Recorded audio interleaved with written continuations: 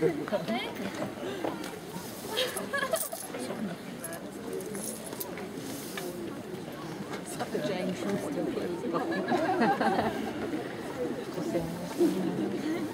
It's really spooky.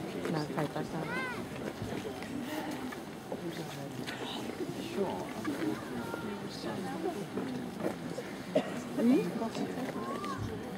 And it's gone.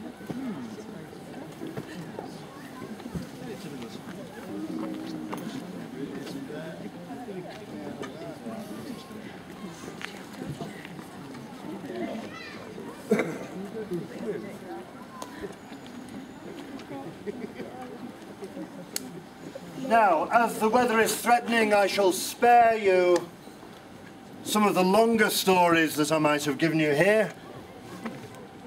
I shall spare you the tale of the ghost of Hathersage swimming pool.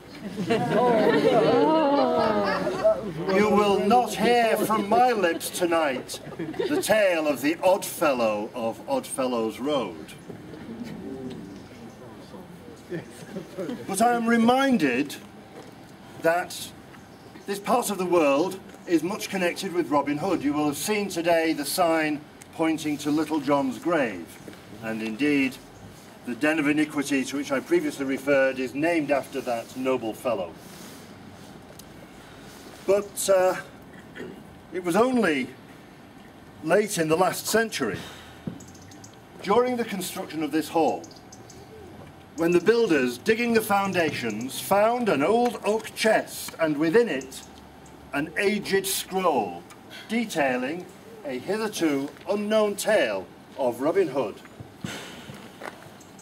And so, tonight, Boggart's Breakfast will present for the first time in public. Ladies and gentlemen, you are at the world premiere of the tale of Robin Hood and the Prince of Aragon. Now, I shall read it directly in verse from the old scroll itself, so forgive any infelicities of language, such as would not normally be attributed to me, and accept them for the rude attempts of our forebears. Long had they walked within the green wood when Robin Hood espied a beautiful damsel.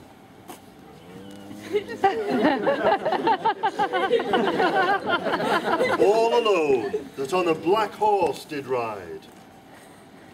From London I came, the damsel sighed, from London upon the Thames, which circled is, oh grief to tell, besieged with foreign arms, by the proud Prince of Aragon, who swears by his martial hand to have the princess for his spouse, or else to waste this land, unless two champions can be found that dare fight knee to knee against the prince and his giant fierce, most horrid for to see. The princess shall be the victor's prize, the king hath vowed and said, and he that shall the conquest win shall have her to his bride. Then Robin cried, I'll giants fight to set the lady free. The devil take thy soul, quoth Little John, if I part with thy company. Now they are on their journey gone, as fast as they could speed. Yet for all their haste as they arrived, the princess forth was led.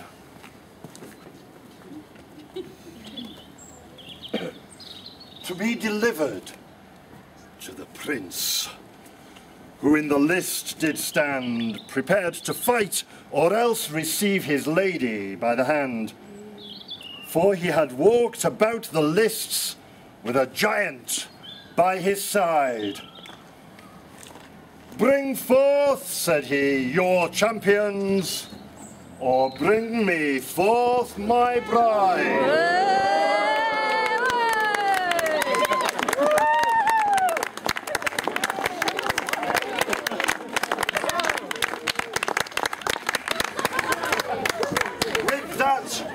Out steps bold Robin Hood, cries, "Sire, it must not be.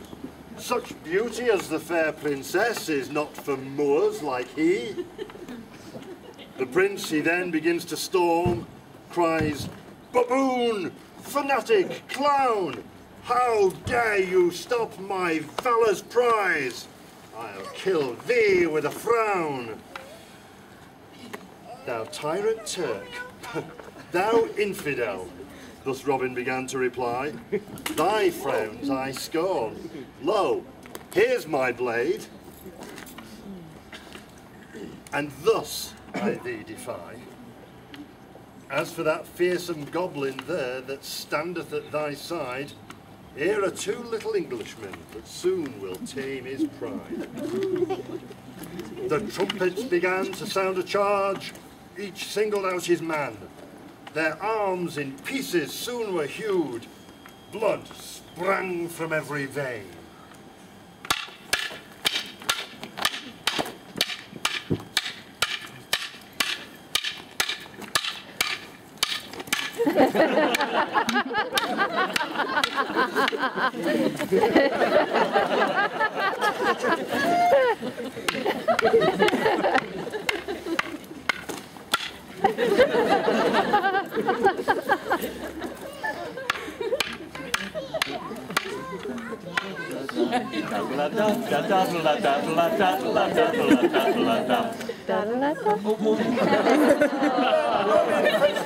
From low he struck with might and main, which forced the villain to his knees, as though he had been slain.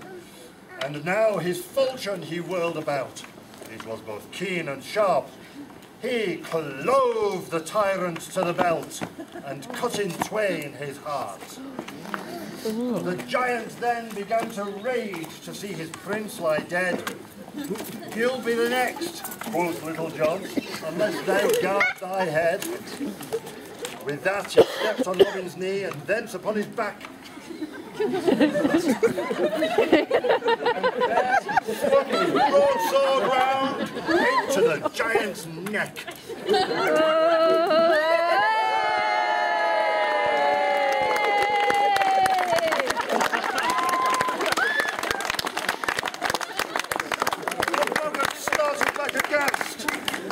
To see his bloody head, ere Little John stepped down again, the giant hence had fled.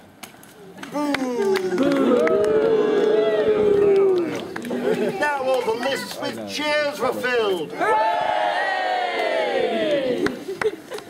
The skies they did resound in praise of Robin and Little John, who'd triumphed on this ground.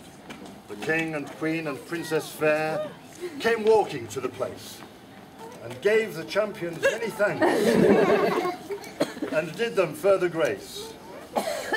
"Art thou Robin Hood?" then quoth the king. "For the valour you have shown, your pardons I do freely grant, and welcome every one." I thank you.